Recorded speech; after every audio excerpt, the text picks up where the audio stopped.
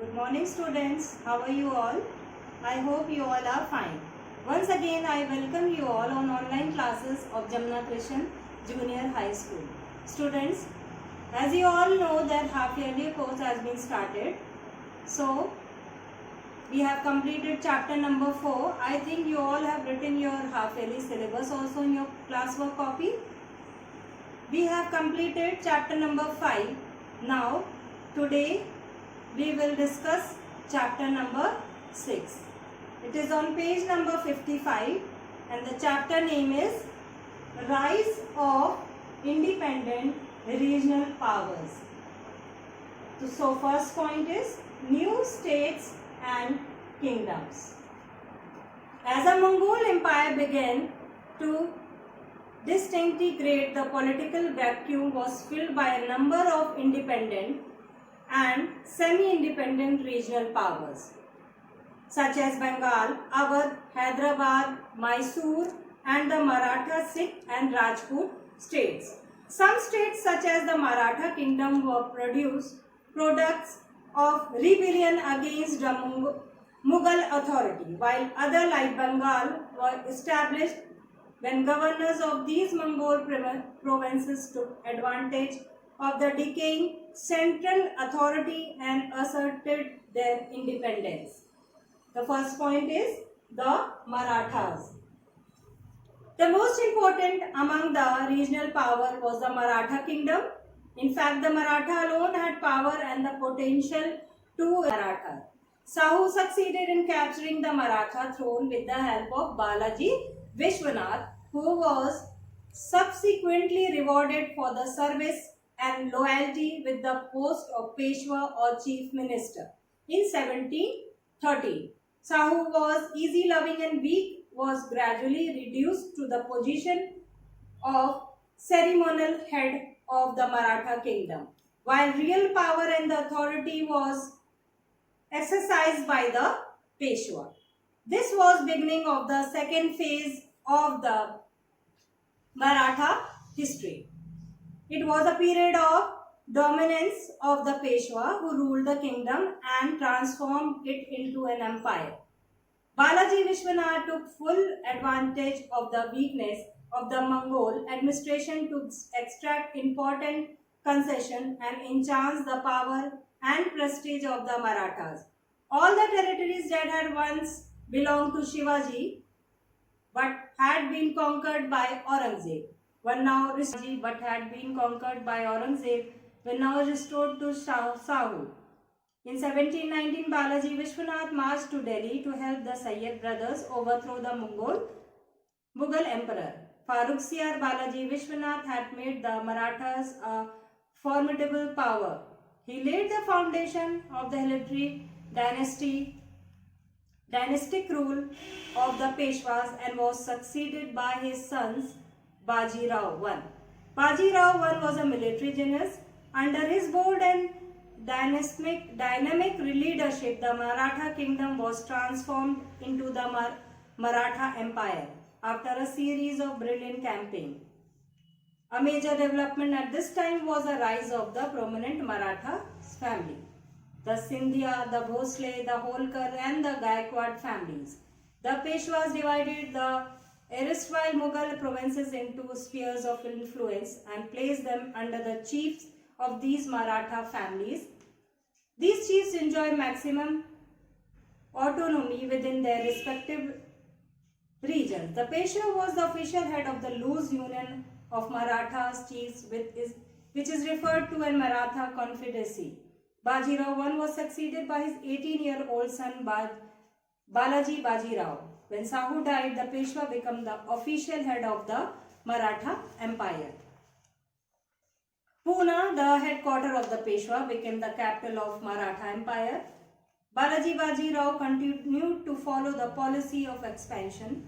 During the reign, the Maratha Empire reached the height of its power and glory. In the north, the Maratha became the power behind the Mughal throne. The conquest of Punjab brought them in direct conflict with the Afghan rulers. Ahmad Shah Abdali, a major struggle for mastery over North India began. The Maratha army was decisively defeated by Ahmad Shah Abdali at the Third Battle of Panipat in 1761. The Maratha ambitions of replacing the Mughal Empire lay scattered on the plains of Panipat. The Afghans too failed to capitalize on their victory. The conditions were ideal for the entry of another powerful contender for supremacy, the East India Company. Next point is Bengal. Bengal was one of the richest provinces of the Mughal Empire. As the Mughal authority declined, the governor of Bengal, Murshid Quli Khan, took advantage of the situation to free himself from the imperial control. Although he continued to pay annual tribute to the Mughal Empire, he began to rule Bengal independently. Murshid Ali Quli Khan was an excellent administrator and a man of exceptional ability. He freed Bengal from external and internal danger and established stability and peace and prosperity. The most capable among his successors was Alivardi Khan. He recognized the importance of promoting trade and encouraged merchants, Indian as well as foreign, to carry on trade in Bengal. He, however, did not allow the French and British merchants to fortify their factories in Chandenagore and Calcutta. The Nawabs of Bengal, however, failed to understand the true nature British trading company. They believed that a trading company could never challenge their authority. No effort were made to recognize and strengthen the army. Corruption was rampant and even high-ranking officials were susceptible to bribes. These weaknesses made Bengal happy hunting ground for the aggressive of the British. Now next point is Awadh. The foundation of the independent state of Awadh was laid by Saadat Khan, the governor of the Mughal provinces of Awadh. He was intelligent and daring. He established an efficient administration, maintained law and order, introduced revenue reforms and strengthened his army. Saadat Khan was succeeded by his nephew Safdar Jung, who brought stability, peace and prosperity to Awadh. Safdar Jung was succeeded by his son Shauj-ud-Dawla.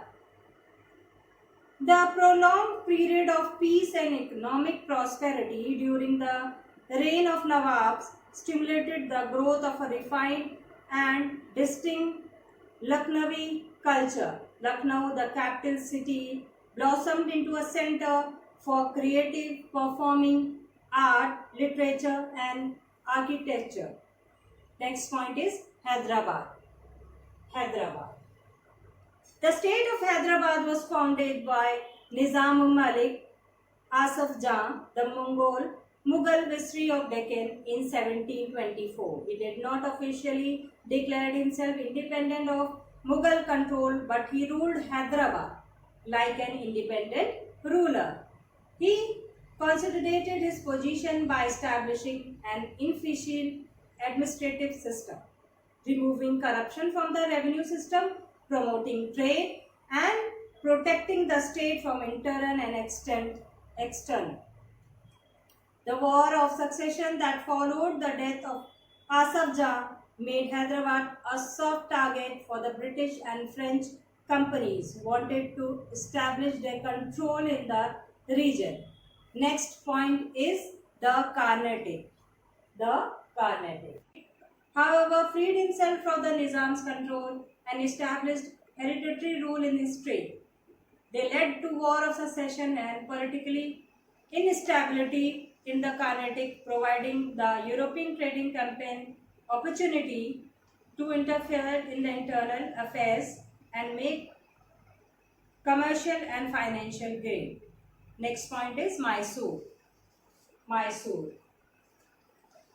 The collapse of the powerful Vijayanagar Empire in the 17th century gave rise to a number of independent kingdoms who were constantly at war with one another. The most important of these was the kingdom of Mysore, which had somehow managed to preserve into independence despite repeated attacks by neighboring kingdoms.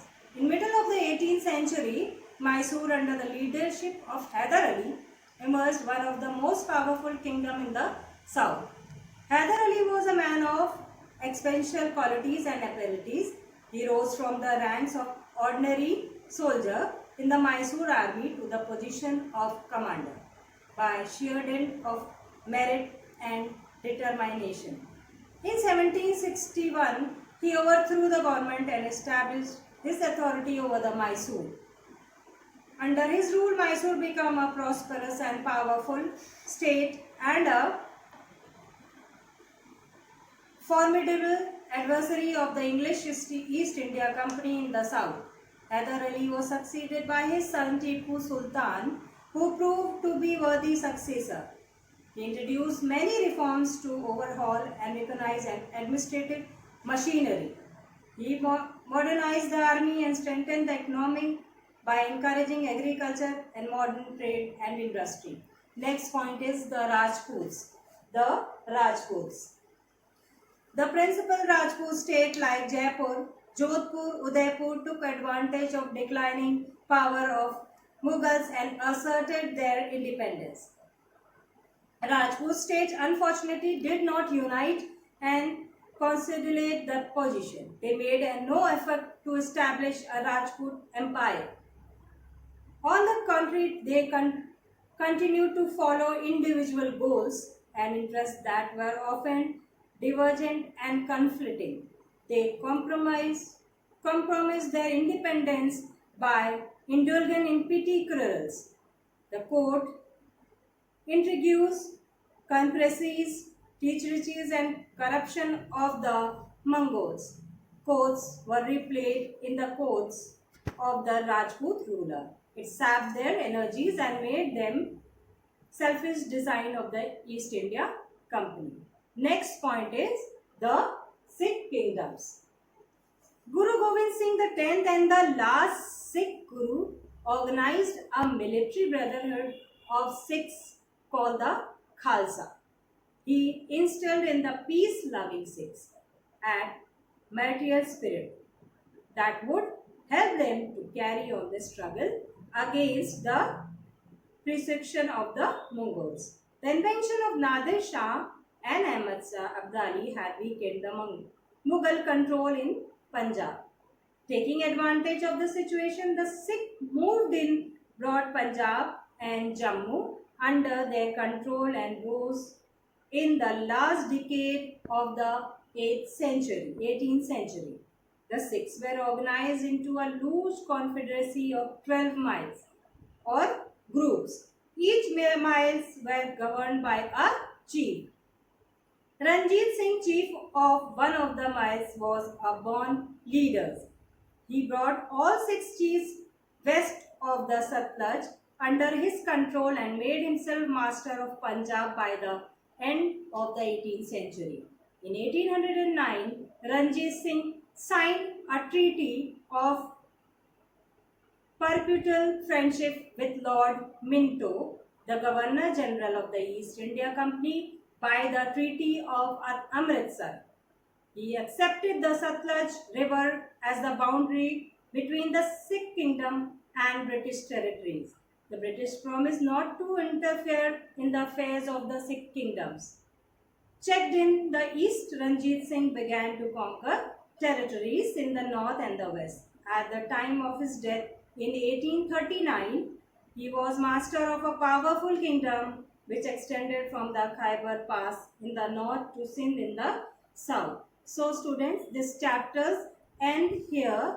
Write down important words in your copy. It is on page number 61 and match the column in your classwork copy. Thank you. Have a nice day.